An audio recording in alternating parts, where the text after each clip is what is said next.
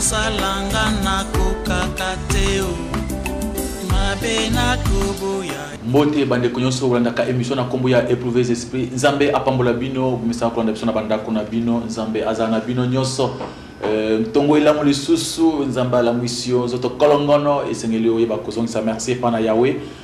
Chaque fois dans Desas TV à partir de 6h du matin au jour muka usande baninga musuba misa kulanda émission oyo parce que l'émission ya vérité na kombo ya éprouver esprit le bibezo ba ke boko ba solo eko sikola bino bande comme ça kulanda biso nzambe na biso akozana bino ezana internet misa ko isa bande ko nzambe apambola bino na monaka ebino ebele na internet kozana biso nzambe azana bino sele bande ko soza mufika basuka bet na YouTube abet na Google pasteur Chakamo akomona ba émission nyonso nzambe na biso akozanga te ko bakisa sous sagesse na ko zanango yango avant que topesa sous thème ya lelo to continuer ko bondela pona ko pesa nyonso na boko ya nzambe wazali mettre en temps circonstance wazali ko pesa so pe mana bomo pour le but que tout ce qui respire glorifie le nom de l'Éternel et c'est na biso to pesa merci et pendant nzambe to bondela ko bonnes merci.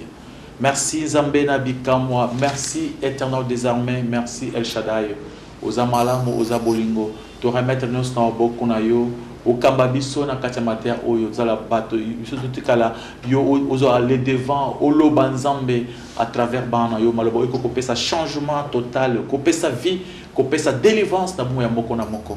Zalanzam, parce que solo, ils allaient qu'au Siko, les appels qu'au Kangola. Mitali sans Zambé na bandeko bazana ba problème difficile bazana ba maladie bazana ba tribunal bazali na hôpital za bazana tambongo kufuta mitali sans Zambé na bombo na bango ba bazana ba projet na tongo lelo po babima okina kusala quelque chose Zambé mitali sapo kina ba projet no subtuzana ngo yo za liboso o mitali sapo lobi tango tolalaka yo obongisaka makambo kitoko pona bato bandimela yo zala Nzambe tozala ba na yo na nyonso na kombo na Yesu Masia amen ndeko Nzamba pambola yo na vie que nous continuons ici quand mariage tu banda kiango banda muko alendi tu quand tu mariage et sur continue sur koloba quand moko mutu ya makasi lelo lisusu semestre de na kati ya mariage tu que mariage zali elo comme munene so tu belango ezapenza munene et kusenga biso ngonga toujours ta ebele pour na le mariage senga banza mbele ba comprendre biso ba chekto malamu parce que zali kamoko oye pesa mon boulot bato mosusu a partir ko yoka mabe mabale belé beba a partir ko yoka mabe bana beba comme ba fazer et sengeli bana nzambe bolanda biso malamu tant zo pesa maté ya mariage ezali base parce que to ba ezali selile ya mokili et selile mokili mobimba ezali mariage Trobaki ezali e utie pana nzambe moko muntu asalaki yango na ebandeli tango akelaki mokili po ke bato baza na kati ya via désordre te po bato bazanga mabota te esengelaki ke mariage ezala kwa selile ya famille esika ya référence bakoyeba ke muntu azali mwana kingani famille kingani à partir ya mariage et ceux qui mariage ezalaki te bato binga babanda kozala bazangi ba famille ekolo koyeba na so malamu te mais à partir du mariage tu es beaucoup identifié mutu bosota même na kati ya identifier bato nyonso ezo banda pana koyeba papa nani mama nani colonine parce que les agneaux epesami à partir ya libala ezelo comme mutu ya makasi yo tout ce que tu as sur global comme mutu ya malamu lisusu esengi bato nzamba comprendre wo ezo pesa mwa mubulu na kati ya mboka ezali kambu ya monogamie likambo ya libala ya mwasi moko mobali moko donc tout ce qui est par nzamba comprendre que likambo ya monogamie ezali de mariage ya liboso tout le monde qui pas Adam tout le monde qui pas Adam tout le monde qui pas Caïn tout le monde qui pas Noé et ça la bana ye et batonyo parce que Adam de muntu aza bandaki mokili sima Adam ko kende tout le monde qui tango mbula enoka kina kati ya mokili maye kota na mokili to ba kufaki Noé de muntu ya kotika ya atekalaka mais bien que Noé atikaki pona ko bandela mokili to azaka na mwasi moko na bana yeso balaki ya mwasi moko c'est lui qui avancer pendant que c'est pas dans Zambé et polygamie monogamie et bandaki wapi parce que aujourd'hui dans le monde il y a des serviteurs de Dieu bazo continuer ko prêcher bazo prêcher je pesa mon boulot on soit polygamie on soit monogamie c'est pourquoi esengel na biso ko kebisa ba dans Zambé ba fungula matoyi ba comprendre eloko oyo malamu Vous connaîtrez la vérité et la vérité vous affranchira. Si vous vous affranchissez, vous serez réellement libre. Et bien aimé, à partir de Genèse chapitre 2, à partir du verset 18, toujours, nous avons commencé à faire un mariage. Alors, si ma copine Adam bloque atala, il n'est pas bon que l'homme soit seul. Genèse chapitre 2, à partir du verset 18, tout le monde est là pour nous le mariage. Comment Zambé a côté sa monogamie et ça qui n'a tina makas et n'a pendant et bandeli parce que le passé sur prêcher lobby monogamie de et le quoi liboso mais il fait tout devient malobate tout tika na kati anzela pour na prêcher vérité. Batang sur na candidat Genèse chapitre 2 verset 18 jusqu'à verset 24. Genèse chapitre 2 verset 18. L'Éternel Dieu dit: il n'est pas bon que l'homme soit seul. Je lui ferai une aide semblable à lui. L'Éternel Dieu forma de la terre tous les animaux des champs et tous les oiseaux du ciel, et il les fit venir vers l'homme pour voir comment il les appellerait, et afin que tout être vivant portât le nom que lui donnerait l'homme. Et l'homme donna des noms à tout le bétail, aux oiseaux du ciel et à tous les animaux des champs. Mais pour l'homme, il ne trouva point d'aide semblable à lui. Alors l'Éternel Dieu fit tomber un profond sommeil sur l'homme qui s'endormit. Il prit une de ses côtes et referma la chair à sa place. L'Éternel Dieu forma une femme de la côte qu'il avait prise de l'homme et il l'amena vers l'homme. Et l'homme dit: voici cette fois celle qui est os de mes os et chair de ma chair. On l'appellera femme parce qu'elle a été prise de l'homme. C'est pourquoi l'homme quittera son père et sa mère et s'attachera à sa femme et ils deviendront une seule chair. Tout comprendre comment ndenge zakina ebandeli sima Nzambe kosala mwasi balobi tango apresenta ke pas Adam et busana balobi n'est pas bon que l'homme soit seul muto ko zali moko te et fengi muto vivre na kati ya société l'homme azali être moko social kelama ki pona ko vivre la vie ensemble tout monde qui à partir mariage de muto ko vivre ye moko te parce que tant muto azali marié ozomona ke akozala na mwasi bana bakoya ba komi libota bazo vivre ye moko te mais azali en famille le truc muto azali vivre na ninga célibat okomona ki akozala ye moko parce que moi si tango azali nde bana bazoya alors tout monde awa tango Nzambe alzolo kambo ya mariage alobi tango alakisi Adam mwasi Adam alobi ta sika oyo moko ya miko nanga musunya misuni nangai abizo ba ke sikoyo mobali akotika faboti na ye akokangama na mwasi na ye bango mibale bakosala nzoto moko alors ozomona ke tango mwasi tango bazo sangana ça fait que ça égale 1 parce que dans mon 1 plus égale 2 mais pendant Nzambe tout le monde pour le mariage 1 plus 1 est comme 1 c'est-à-dire Nzambe a sali a talisi libala oyo za libala ya monogamie c'est parce que tout le monde moi si moko mobali moko et tant vous allez ko poussana na kati ya mokandi ya Matthieu chapitre 19 tout le monde est que tant Yesu masi avec na mokili azota isa biso que vraiment c'est que libala et ça la lulenge wa que l'Iba est la monogamie, Yesu a défendre en gros. Bien qu'il y ait quand même des polygames, dans le cas qui n'a qu'à la Bible dans l'Ancien Testament, et tant que Yesu est comme Yesu n'a pas maître, il est le chemin à suivre, il est la vérité, il est la vie, c'est lui le chemin. Otokolanda, et tant que il a expliqué aussi, et le coup malamu na ndimi, est-ce que monsieur peut qu'on a parti à verset 8, ce chapitre 19, mais quand même verset 8. Matthieu chapitre 19. Verset 8.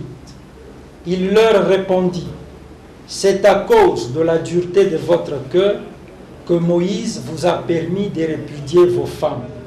Au commencement, il n'en était pas ainsi. Mais je vous dis que celui qui répudie sa femme, sauf pour infidélité, et qui en épouse une autre, commet un adultère. Mais c'est pire, est-ce que vous avez dans verset 3, je sais pas si c'est important, par exemple, comprendre dans mot, autant à verset 3 jusqu'à verset 7, autant que ce soit comme on le. Les pharisiens l'abordèrent et dirent pour l'éprouver: est-il permis à un homme de répudier sa femme pour un motif quelconque? Il répondit: n'avez-vous pas lu que le Créateur, au commencement, fit l'homme et la femme? Et qu'il dit: C'est pourquoi l'homme quittera son père et sa mère et s'attachera à sa femme, et les deux deviendront une seule chair. Ainsi, ils ne sont plus deux, mais ils sont une seule chair.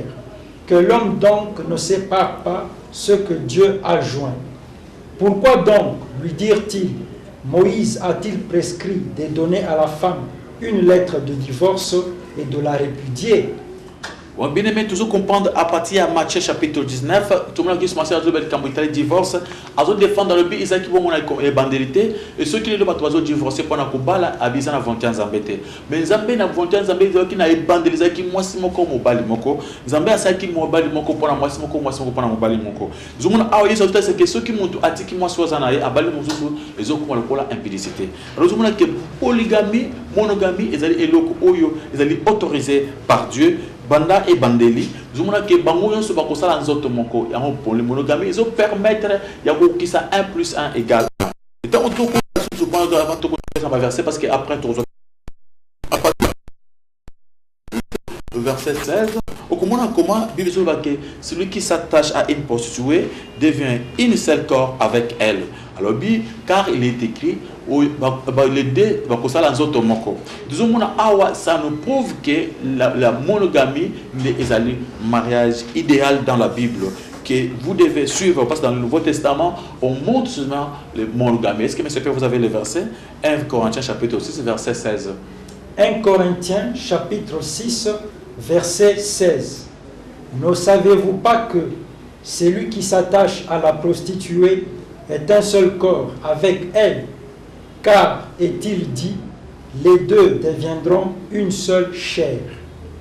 Tu comprends que monogamie ils allaient permettre pour que l'unité et à moi c'est en bas établissement selon la Bible le dit bah on se rejoint la mutumoko et bah que les deux seront une seule chair pas pas misato.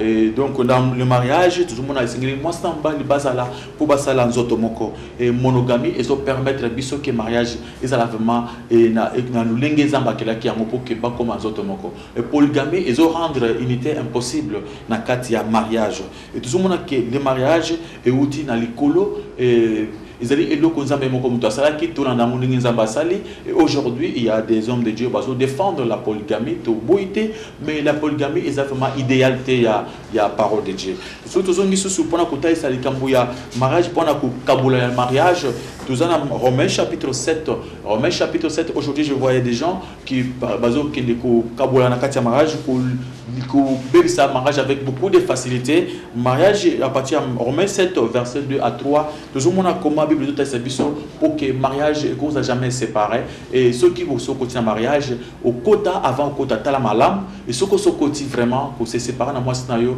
au balaki ils allaient comme ma makasi ou se benga divorce ils allaient comme moko ou vraiment ils en avantage embêté par exemple à permettre à monter au moins qu'ils allaient prendre le cambotali infidélité c'est pourquoi on va tenir sur dans Mukanda Romains chapitre 7 verset 2 et jusqu'à verset 3.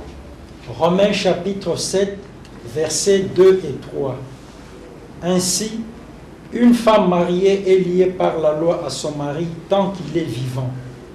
Mais si le mari meurt, elle est dégagée de la loi qu'il a liée à son mari. Si donc, du vivant de son mari, elle devient la femme d'un autre homme, elle sera appelée adultère. Mais si le mari meurt, elle est affranchie de la loi, de sorte qu'elle n'est point adultère en devenant la femme d'un autre.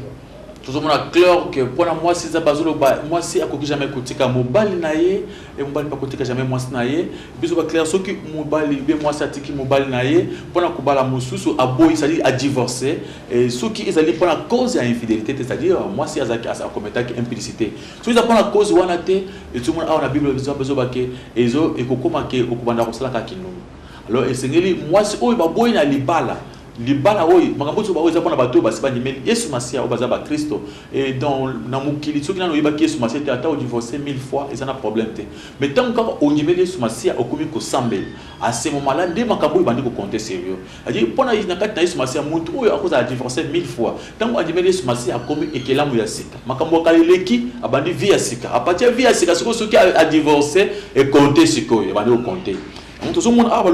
Dieu ne permet pas la séparation dans le mariage. Dieu ne permet pas. La séparation dans le mariage, au moins, il faut une cause cause surtout il y a impudicité. Cause à infidélité, mais cause oyo et les bases pendant la séparation. Et ben ma cause mususu prochainement tu reverser l'amour et la soumission, vous comprendrez que ma cause mususu nyonso oyo za na kati ya mariage ko séparer le débat té Nzambe azo comme ça on nil. C'est pourquoi tout le monde a voté sur asusu botné autour de la personne na mukanda autour de la personne na mukanda Matthieu chapitre 19 verset 3 à 9 le baki Dieu azo permettre té les bala et beba Nzambe azo permettre té Nzambe lobi ceux qui oboyi moi sinayo au bali mususu et au combat au commune vie implicité et moi son aperçoit quelque côté au kende a combien vie implicité alors que ceux qui Moïse a permis qu'il ait divorce ils ont pas incrédulité il y a bateau bazaki na mutango ya kala mais si ka oyo Nzambe a 5 bateau baza na kondima batika incrédulité batika mitema makasi pona koboya basi na bango alors divorce c'est eloko moko vraiment ils exclu dans la Bible na kati ya libala à condition que ils a la problème il y a infidélité. Ce qui est pas infidélité, ils ont des problèmes en cas de Nzambe azo permettre. Nous parce qu'on prend un bateau va divorcer, va lui pas se remarier. Nous avons un mariage, bateau va divorcer, va lui pas se remarier. Est-ce que qu'est-ce qui se passe pour un bateau va divorcer, va lui pas se remarier? Au moins bateau va divorcer qui dans bazaki ba païen, ba qui Nzambete ou bien muntu a divorcé na moi soit il va qui Nzambete, bien ba qui Nzambete. Mais pour un muntu oyo Aïbi Nzambe, a comme Moussa Nzambe, par exemple un frère à Modiraka, à ça comme Moussa dans cette église, ou bien quelqu'un qui prie, qui connaît Jésus-Christ, et tant à sa côté il ne peut pas encore divorcer. Et ceux qui a divorcé, et sans cause vraiment valable, et sans cause vraiment où ils ont que Nzambe a péché, à ce moment-là, on l'interdit, on ne peut pas encore se remarier parce que Bible qui s'appuie à les sous dans Matthieu chapitre 5, verset 32. Matthieu 5, verset 32. Tout le monde a comment Nzambe a tout service pour te comprendre vraiment pour que mon alingi a se remarier, ou a balaki na kat na Yesu, vous avez ba chrétiens ensemble, vous semblez la kat église, vous avez les bala frère na sœur, frère chantre, sœur paix, ce qui protocole. Vous avez les bala bien. Après quelques jours, vous préférez séparer, vous séparer. Nzambe a zo permettre en côté parce que avant pour compter les bala, il faut beaucoup raisonner, beaucoup penser, pas battre, au coutume les bala moko lingio bima Nzambe a zo permettre au sauter. Batangi na kombo na Yesu Masia na mukanda Matthieu chapitre 5 verset 32. Mais moi je vous dis que celui qui répudie sa femme, sauf pour cause d'infidélité, l'expose à devenir adultère, et que celui qui épouse une femme répudiée commet un adultère. Balobi tango yo oboyi mwasi na yo et tango mwasi wana akei mwasi wana akomi ndumba. Alors yo peso ki e wana oboyi mwasi ozaki frère ou balana ki bien mariage religieux mais ça mais ki malambo ba ki Jésus Christ et tango balana ki en ce moment-là tango lingo boya mwasi na yo okoma ki déjà mu Christo obalaki mu Christo libala ezala moyen kufa ezalité tango lingo casser yango et ko créer problème yo na Nzambe Nzamba lobi okoma adultère parce que à ce moment-là il faut faire attention parce que tout ko koma na cacher wana vous risquez même que ozanga lola parce que Nzambe alingité batu oyo bazana via boy na Matthieu chapitre 19 verset 9 et c'est ngina biso to que ne se pona ko c'est pas dans Nzambe ba verset oyo peut-être c'est quand le mariage bien aimé tout ça c'est quand le monogamie pourtant c'est qu'ils allaient mariage idéal na Bible oyo Nzambe azo sepela ezala to yebi que polygamie ezala ki ezala ki banda na tango akala et to yebi que tout ça cause ba polygame mais le problème c'est quoi selon la Bible aujourd'hui Bible ezo senga ki watu ba vivre polygamie ceux qui nano avant quand na okoma mu Kristo nano balakite okoba sumi balete mais ceux qui déjà au balaki ça c'est autre chose Nzamba lobi oti kala ndenge ozalaki Nzambe moko akosokipe na yo alors ben mutu oyo nano abalakite et akomi mu Kristo tango azobala kuzo jamais makanisa des femmes il faut avoir déjà kobala mwasi moko et parce que déjà aza mu Kristo akokuzo jamais makanisia kubala basi mibale et jamais akokubakisa tango aza mu Kristo et tout ça dit avancer na mukanda ya Matthieu chapitre 19 verset 9. Matthieu chapitre 19 verset 9. Mais je vous dis que celui qui répudie sa femme, sauf pour infidélité, et qui en épouse une autre, commet un adultère. Et le même verset, ils allaient se répéter dans 1 Corinthiens 7. 1 Corinthiens 7 à partir du verset 10 à 11, au comment on a tel c'est noir si blanc pour la bande de oyo bazaka basa na Nzambe des fois bazo bala bazo tika bazo bala les sous et bazo mona ki bazo comme on a caché à adultère c'est-à-dire selon Dieu bazo comme on va impidique selon Dieu donc ils allaient le comment mabe makasi il faut batuba kima yango et avant au mariage on raisonner de quoi on a nous raisonner malam vous avez les bas vous en moi sans le ça le cas au bon ça vous avez makanisi à divorcer ce comme nous on appelle ce prophétie que nzamba libisi pour divorcer na moi sans yo que mutona azana nzambete professeur Isaac professeur il y a Python il y a banyoka il faut faire attention maman moko azaki prophétesse na mulimo ya nyoka esprit Python azope sa prophétie et ba profession mingi ezotambola likolo yo ya ba esprit ya banyoka ko sa prophétie moi c'est un bon moi c'est na yo boyon bal na yo faut faire attention na ba prophétie bongo et moi toujours qui na mukanda 1 Corinthiens chapitre 7 verset 10 à 11 aujourd'hui quand commence à bazo boyel kamba divorce moi ceux qui ont divorcé et c'est pas nzambe kutu malamu ozungu na moi c'est na yo akala ils sont difficiles nzambe azo permettre au moins que ils à cause de l'infidélité selon la Bible bataille na conscience arrête 1 Corinthiens chapitre 7 versets 10 et 11.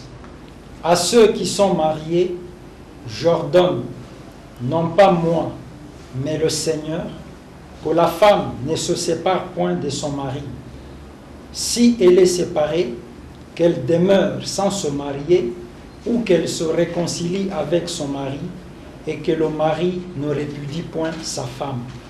Tu comprends awa ndenge Bible zoloba que pour la bateau babali ou dans des biso aux en mariage des fois il y a des choses qui se passent aux en kanda na moisson bien en bal na yo maman ou lingo ki mandako otikele bana non ko sala kambana te ko na vie ya kindumba nzambe ko se permettre ngote alobi pour la bateau babali na zo yebisa bino Seigneur je tenir azoloba et Seigneur que mutu aboya mobali na te aboya mwasi na te nzambe alobi bo vanda bongo parce que ceux qui boboyani bobala le souper et ceux ko c'est-à-dire que c'est na ovanda ti mukolo ya kokufa ko yo bala tu vois ça parce que bibi zo bana tout temps na Romain alobi sengela ki ceux qui moko akufinde mo soko ko bala et ceux qui yo obali sko avant que ya kufa omoni que eza difficile donc yo bien ko banzela ya kufa et comme le kola ozando ki ozana posa moninga kufa à ce moment-là comme grave j'ai vu un homme de Dieu azina pour na mosnaye à cause de prière moko 60 jours azo prier pour que moi c'est kufa pour que il a se remarier à ce moment-là yo nando ki il faut éviter de pareilles choses, il faut seulement s'efforcer à aimer, parce que quand on aime, ce n'est pas parce que malam. L'amour c'est un commandement, on s'efforce à aimer. L'amour c'est un commandement de Dieu. Aimez-vous les uns les autres, c'est-à-dire ils ont obligation, un commandement de Dieu, vous allez s'efforcer pendant que tout ça kokisa mukano na nzambe. Alors tout le monde a ensemble batesi babike uyu azana mwasnaye, osana mbalnaye, a se séparer. Soit se séparer, a pas le souté avant d'accord bongoti mukolo moninga kokufa. Ils allaient difficile ou bien pas se réconcilier. Nzambe azana pour ça que réconciliation est là pour na bateau va se séparer. Dieu n'aime pas le divorce parce que divorce c'est le que ma problème makasi na bana makambo epele bana epele bazana via malamute à cause du divorce. C'est pourquoi en même temps tout le makambo dans la monogamie, on n'a pas encore parlé de la polygamie, mais pour la polygamie, on a parlé de la séparation. Même bateau bazana katia monogamie, je ne leur demande pas de divorcer parce que ozo balé moi si vous en avez 4, vous en avez combien, bana moi sur boti bana 3 4 5. Et si on vous demande aujourd'hui de divorcer, ne baté no banda kala baté so maté mabe, divorcer boka moi si wana boka bana wana, mais tant que divorcer, mon bilo konyo sozu ko za kinoma ya kopesa na église, bongo bana, pourquoi bazoka bana te? Mon bazuka bilo ko kinomba ba popesi bango bana batika ba tolenga. C'est pourquoi ngazi sino keza pour me ko divorcer te, ceux qui déjà yo ozaki na basomi balé mi mine avant on dit mais Masia, avant on commence à Yesu Masia, à ce moment-là, vous n'avez pas de problème, Dieu lui-même va s'occuper de vous. Le problème est que vous ne pouvez pas servir Dieu de la façon que vous avez l'évêque ou bien vous avez le pasteur ou dans la église. À ce moment-là, au cours de la église, il y a il y a mais pas l'œuvre, il y a la prédicateur dans la église parce qu'il faut que l'évêque soit un homme irréprochable. C'est pourquoi vous allez avancer. Tout est bon dans un béquet. Pour les évêques, pour les pasteurs, les hommes de Dieu, les diacres, Dieu ne permet pas d'avoir deux femmes. Et deux femmes, vous prenez bandi mosusu, à cause de la balaki, Dieu le dit à la bongo, mais ceux qui ont déjà évêque, à la pasteur, à la aspirer, à la malam, zamba lobby, à qui jamais qu'on deux femmes, ou bien ceux qui ont déjà c'est-à-dire, moi, ça sommes salon aux alités, à faire dans cette église, parce que Kobika, c'est par la grâce, pour la bateau, pas écouter mariage avant, c'est par la grâce, tout ce Kobika, Kobika, n'a pas malam, qui a zaté, c'est au moyen de la foi, c'est par la grâce, personne n'a mérité. pour nakobika tozobika parce que c'est ma safari na ngoba kologota mais le problème que ceux qui mutu déjà azal déjà na basé belé le problème que il ne peut pas devenir encore un évêque ou bien un pasteur à cause de comment soit avec à cause soit archbishop il peut pas devenir encore un apôtre donc parce qu'il déjà il a plusieurs femmes et batangeli biso na mukanda 1 Timothée chapitre 3 verset 2,12 1 Timothée chapitre 3 verset 2,12 tozomona awa comment Nzambe azali ko permettre na ba celle Nzambe bakota na mariage il y a plusieurs femmes et Dieu n'aime pas aujourd'hui je vois des polygames en train de prêcher la parole de Dieu bazo saboter la parole de Dieu bazo dire c'est pas tout que nous c'est pas comme un polygame pour que Nzamba s'épelle pourtant que ce n'était pas la volonté de Dieu bazo prêcher le comme sous ils allaient écouter la Bible té yango ba kotanga awa tu ba te sur ba ko verset o ba boa ka ba ko sana ngoni c'est 1 Timothée chapitre 3 verset 2,12 1 Timothée chapitre 3 verset 2 Il faut donc que l'évêque soit irréprochable, mari d'une seule femme, sobre, modéré, réglé dans sa conduite, hospitalier, propre à l'enseignement. Verset 12. Les diacres doivent être maris d'une seule femme et diriger bien leurs enfants et leur propre maison. Je veux que les diacres et les évêques doivent être des maris d'une seule femme et diriger bien leur propre famille. Et tout ce comprendre que pour être un évêque, être un pasteur, il faut avoir une femme. Si vous avez plusieurs femmes, vous ne saurez pas devenir un pasteur parce que vous avez prêché la polygamie. C'est ce que Dieu n'aime pas. Si vous n'avez pas de problème, mais ceux qui ont tellement là, ça devient encore un problème très grave. Et tout le monde a ensemble que le mariage, ils allaient côté pendant Zambé, ils avaient un mariage, selon Zambé, ils avaient un mariage, et ça qui prend une unité, pendant que moi, si on va les baser à l'Elokomoko, tout le monde a monogamie, ils ont facilité, puis pendant que ça, l'Elokomoko 1 plus 1 égale 1, tout le monde a polygamie, ils ont rendre unité impossible. C'est pourquoi tout est pendant Zambé qui va comprendre que le mariage, tu as ma case, ils allaient sceller la base, il y a vie à Mokili Mobimba, et ceux qui, les mariages, ils allaient malamouter, ils allaient passer, et c'est que Batu Onyoso, Bazana mariage, ba divorcer, c'est la volonté de Dieu. Dieu n'aime pas que ba divorcer ça là. Alors, et le konzamba tangi si monto à séparer en côté. C'est pourquoi ici quand vous allez, vous avez un problème dans mon bal dans moi sans au niveau divorcé, il y a pas que ils allaient faire la volonté en Zambé, au moins que c'est la première cause il y a infidélité. Si ils a cause d'infidélité, ça dit monto comme tant qu'il infidélité on a ils ont un problème. Et nabi il y aura encore des questions, bah tu vas poser la question pendant qu'on y est mais cause d'infidélité on a quand on parle de l'infidélité, on parle seulement de la femme, c'est pas de l'homme. C'est ceux qui m'ont pointé à ça commettre l'infidélité. Les va confondre, on va mélanger, parce que moi, c'est pas mon bal, non. Mais surtout quand on parle d'infidélité, on parle de la femme, on ne parle pas de l'homme, parce qu'on a vu dans la Bible les hommes, on n'a jamais vu une femme avec plusieurs hommes dans la Bible. Alors c'est pourquoi vous allez avancer, que ça va dans Zambé, que le mariage est inséparable, et ceux qui ont ce côté mariage, on me sous-até, avant au côté talamalam gauche-droite, frère, ma soeur, au côté maman au côté mariage, ils ont difficile. Dieu ne permet pas aux femmes de divorcer, bien de refuser leurs femmes. Leur mari, c'est un demandement seulement au mari, c'était seulement le mari qui refusait leur femme, ce n'était pas, je n'ai jamais vu dans la Bible, moi aussi, à Boy Mobal, il fait ça dans la Bible, mais aujourd'hui, tu vas changer ma loba, comme ça, mais la Bible, c'est à l'homme qui était autorisé de faire la lettre de divorce, ce n'était pas à la femme, et c'est pourquoi tout ce qui est que divorce, c'est vraiment, et puis qui s'est marqué, ceux qui ont divorcé, il y a des conditions qui ont côté à la bongo, Timukolo, Moto, Boye qui a Kokufa, ceux qui ont balum mosusu, ils ont commis adultère, alors il faut refuser de divorcer.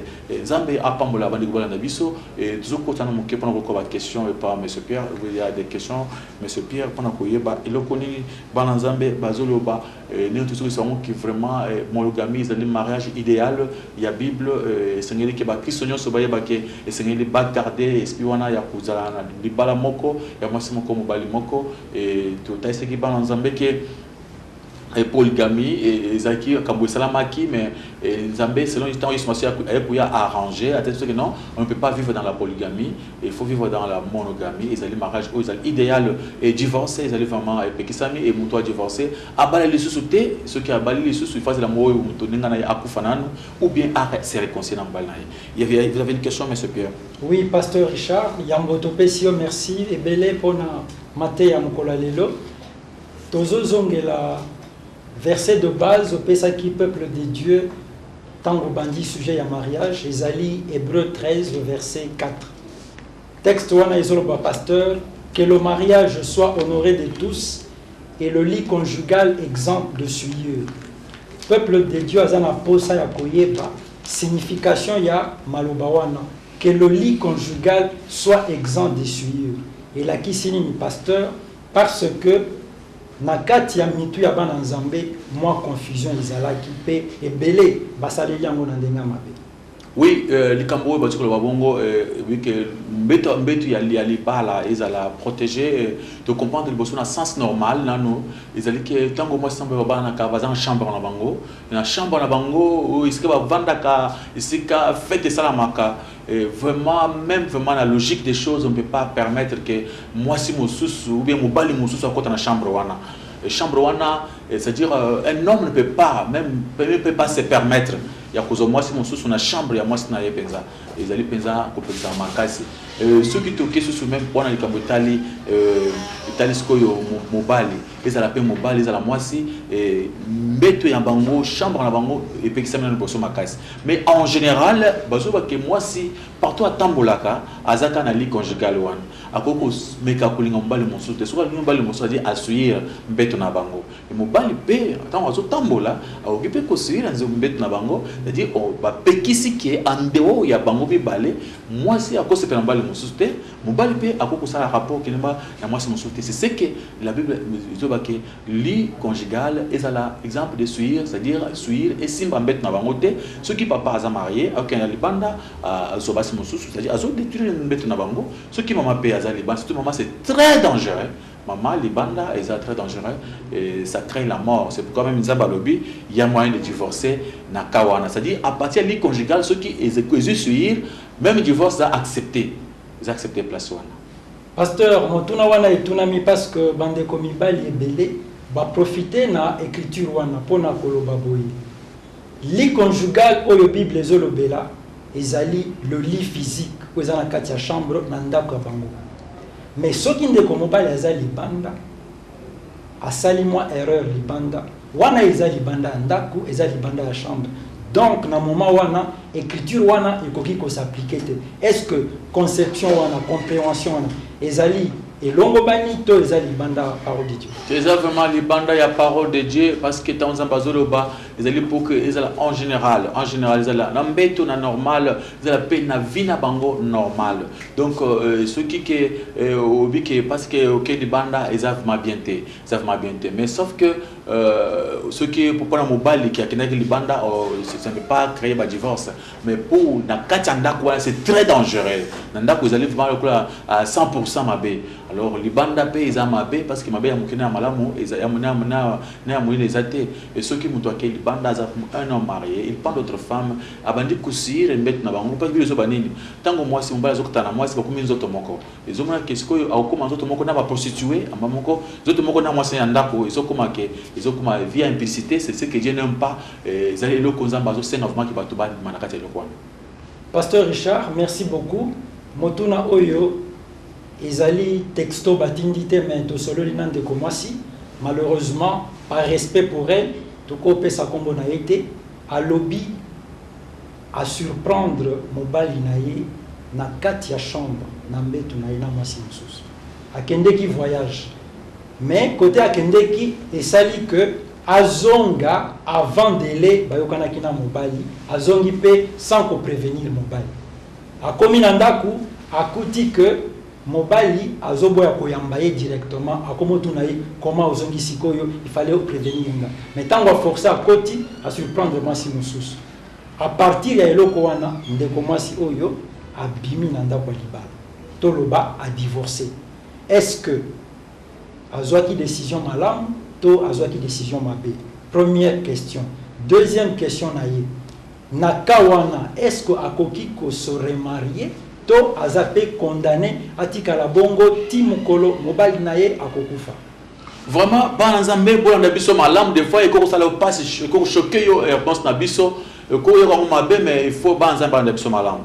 Et ce côté dans la Bible, tant que Nzambe a permettre, par contre, nous sommes Pierre dans Matthieu 19, pendant verset 3 jusqu'à verset 9, tu comprendre comment tu réponds bien, occuper sa réponse en déclaration à moi aussi. Matthieu chapitre 19, à partir de verset 3 jusqu'à verset 9, tu comprends mal. Parce que tu me bazo, ça m'a cambrandé na bango sans que tout ça parole de Dieu. Maintenant, on a comme ça s'arrête. Matthieu chapitre 19, à partir du 3e verset. Les pharisiens l'abordèrent et dirent pour l'éprouver: est-il permis à un homme de répudier sa femme pour un motif quelconque? Il répondit: n'avez-vous pas lu que le Créateur au commencement fit l'homme et la femme, et qu'il dit: c'est pourquoi l'homme quittera son père et sa mère et s'attachera à sa femme, et les deux deviendront une seule chair. Ainsi, ils ne sont plus deux, mais ils sont une seule chair. Que l'homme donc ne sépare pas ce que Dieu a joint. Pourquoi donc, lui dirent-ils, Moïse a-t-il prescrit de donner à la femme une lettre de divorce et de la répudier? Il leur répondit: c'est à cause de la dureté de votre cœur que Moïse vous a permis de répudier vos femmes. Au commencement, il n'en était pas ainsi. Mais je vous dis que celui qui répudie sa femme, sauf pour infidélité, et qui en épouse une autre, commet un adultère. Toujours comprendre, mais c'est Pierre, noir sur blanc, que la lettre qu'on faisait pour le divorce, c'était l'homme qui était autorisé à faire la lettre de divorce, depuis le commencement. Et on n'avait jamais dans la Bible autorisé à une femme de refuser, de divorcer avec son mari. Et si une femme, par exemple, quelle que soit la raison, au divorcer dans mon bal nayo, aux a permis, selon la Bible. Il y a des hommes de Dieu qui défendent mal la Bible en disant que moi je suis pas à droit, mais comme wapi. Ce qui est écrit, crois-le. Ce qui n'est pas écrit, ne les recherche plus. Ce qui est écrit, moi c'est ce qui, mobile c'est ce qui a l'idée à moi. Même à cause de l'infidélité, on n'a pas dit à une femme de refuser son mari. On n'a pas dit ça. Donc ça n'existe pas dans la Bible. Il y a d'autres femmes, madame, qui vivent en Akatianda, on a bassi mon sous, bazo vivre, bazo patienter. Comment toi tu ne peux pas supporter pour que tu me bonnes moi aussi au bois de bala? Tu ne peux pas refuser ton mariage comme ça, aux lâcher les balles boyer, ou tu peux les bateaux les balles. Tu ne peux pas faire ça. Ce n'est pas permis. Dieu ne permet pas à une femme d'abandonner son mari et toi qui ne peux pas la moussou. Ils allaient rire grave. Mon bal a ta au kangana moi c'est mon boya été. Koboya mobile na yo parce que kangana moi c'est ils allaient rire grave. Vous allez rire à bon côté. Ils ont permis de balobika na mobile de monta koboya moi. On n'a pas permis à la femme de refuser son mari. Yo ozoboya mobile na yo parce que mais c'est peut-être avec le Solomoko. Ils ont le Solomoko et Salami s'il vous plaît. Ils ont un exemple en ça. Il y a une sœur de vivre dans un quartier moko. On voit Pascal il y a Azaki na mobile na ye. Mobile na ye baza bien ba botibana misa tu vis ils ont continué malam tout ça. Mukolo moko sert ayoki sa moko mobile makana mwana classe moko et ba pese ba maeli wana banda kuluka kwa ba mobile azaka wapi na mwana classe wana mukomo so kanga bango vraiment na kati hotel na mwana classe wana bu akanga avec mwana 6e akangi ba mbala moko na hotel. Tant que bango azongi to pesa parce que le frère a été un des amis to pesa maman conseil maman pardon limbi sa ngana ko limbi sa été ngana ko tali se peke o ya sali wana pesa ka passer ngape na kosala nkaka maman pardon vando za maman bana mwana mwasa yoka biso te ayoka te asunuli bana atike biso bana mwana mwasa ke pana bango. On est resté, on partait avec l'homme pour nous bon de l'imbisa biso, l'imbisa yende quoi c'est likambo. Écoute, et on a basé qui basambe la pensée mais car ndengwana. Limba senge bulimbisa moi ça le jamais. Tant que moi si atikali, amuli ke pe faut avanger moi moi wana, moi mbali wana. Tant que atikali pe akekukwela la moi mbali mususu azuizemi. Tant que azuizemi famille le non yo ozaki na libala na yo boye mbala pona okutenge na moi c'est ce ko awa azuizemi mususu comme ça moi tu vas sur les attaques qui n'est pas kolozemi. allez mobali pa moki ah comme na zemi ah mobali pa tiki ya croiser maboko mwana moi c'est un aké pa kolozemi akuta papa wana azana basi mitano azana 4 femmes ya comme 5e femme donc tant azo comme na ndako na akuti papa na tonga lupango na ye moi si awa vandi mususu awa vandi mususu awa vandi batalani ya za na ndako na soni bolambi oya kochela ye donc maintenant malanzela za kamutu moko sérieux ko jamais que muto yo azana basi ndenge wana et cette dame était obligée de rester là-bas parce qu'il n'avait pas le choix après tu as maman tala bozo bosalaki obinde baka bayimba ke bozo besaka ngando akimimbula akota kati ya ebale nde bozo besaka mwasi uzana libana na yo pour muni muninga muso mwasi place wana la ni yo kimi otiki libala batika libala te mwasi ba autoriser atika libala te c'est l'homme qui on dit qui a encore divorcé et même pendant l'impudicité ya mobali on n'autorise pas la femme d'abandonner son mari parce qu'il a côté na mobali ça c'est la Bible. Et ceux qui m'ont encore prouvé c'est le contraire, à des versets ou des choses que non, on permet aussi à la femme de refuser son mari, ceux qui azana mobile mususu. Donc ba biso mususu ba vendre kuto moi si mobile azana basi mususu na ndako bazo mona bango ba vendre. Musuko madame aboyi mobile na ye moko pona kangeke na mwana mwasi. So que va sur la mobile où ya bambanda azonda face en face. Donc comme tourne na yango ya kupesa fufu, donc ba komi koela no, akoma ko regretter bi sona ye bakambe na vana mbana ngai. Comme trop tard, c'est pourquoi ba mamuzo kabiso ko lâcher des bana ote parce que côté mbana kindomba mitema zamba pesi neza mitema monene mais mobali ndasi porta raté pomba so akuta na maso ko bomayo mais yo ukukuta mbana maso mususu uko supporter ko comprendre mais il n'est pas donné tous allez ndenge moko mais tous allez to kesser quand même ndenge zamba kese na ba forme na biso na basana ba to kesana ndenge pezali et loko bazo nyata balobi impiste adultère c'est la femme.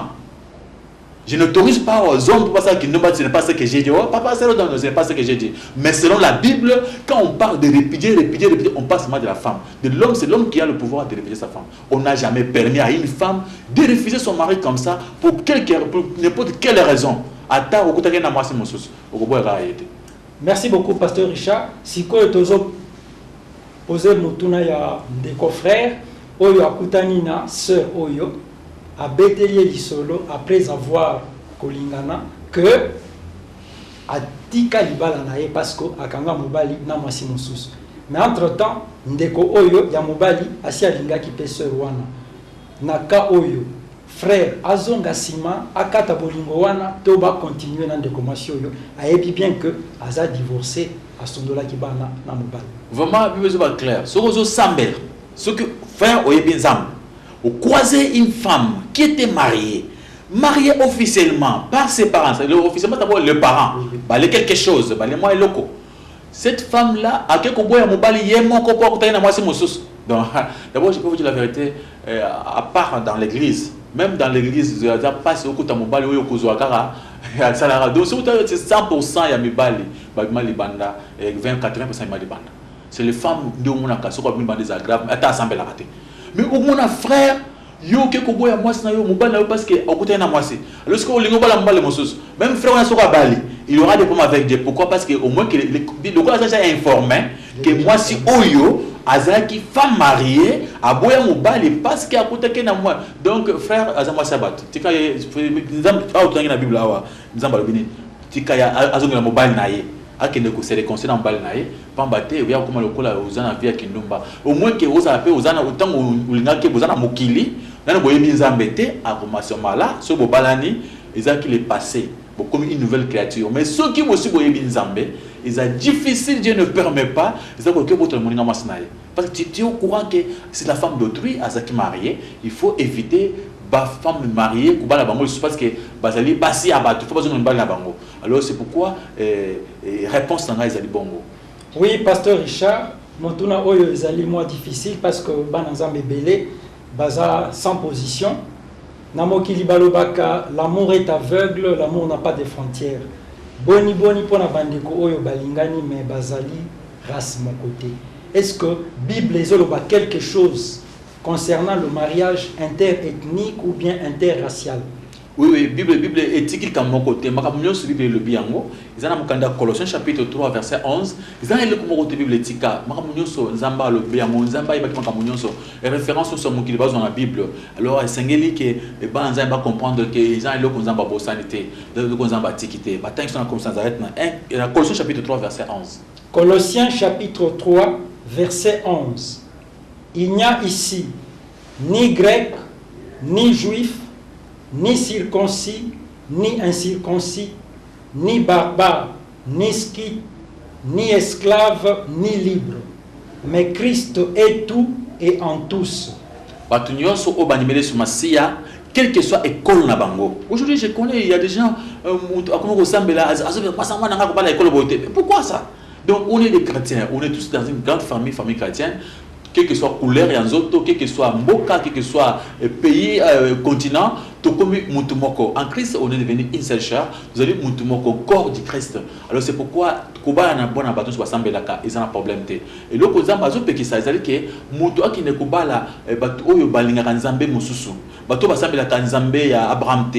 Ils ont par exemple au lingi mobali oyo adamu to ba sens au kit, aux assure que non, mobali on a bali azamu to ba kisi. Alors à ce moment-là, au moins les autres ça mabé. Alors mais bon à kulinga mutu oyo soit sambelaka, quel que soit race nae, nzamba lobi c'est permis. Et tout comme mutu moko et poto balana. Et ce que poto compagnie babi ke bana izere bala bikolo musuza na sens que bonzambe na bango. Alors tout kuna bonzambe moko à ce moment-là, tout ça mutu moko to ko balana et ko pekisa mwana ote o ekolo wana tout na bango te ozama kamuna ba kala wana ya kala o ya tango kala. Ce que makambo échangea tout comme ndenge moko bato so bako mwana iska lingi tika bala et makambo isala mingi mais c'est père qui a été enseigné que bato so bako mwana baba na bango pona makambo ya boy et vraiment nzambe apambola yo ou tout anda biso yeba ke okoki jamais ko boya ko bala papa na ko bala omona problème te ke parce que vous avez école zaka mutu na mutu moko na kat na Yesu ngonga ekei bien aimé o tout anda biso na émission o ina kombo ya éprouver esprit okoki ko anda biso na internet na Google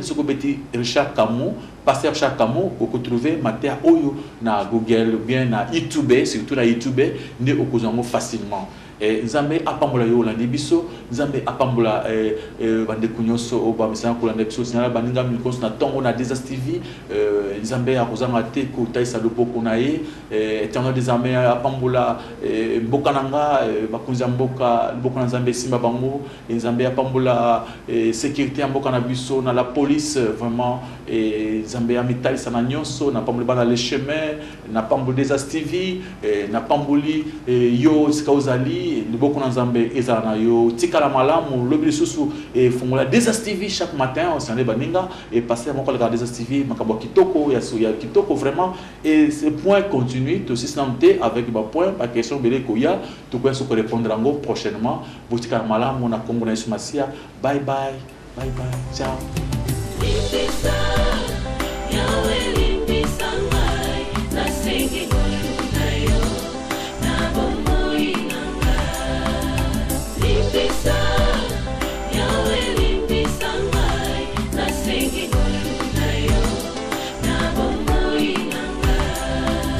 Malamu nalingi na salanga na kukakateo mabe na kubuya yangu.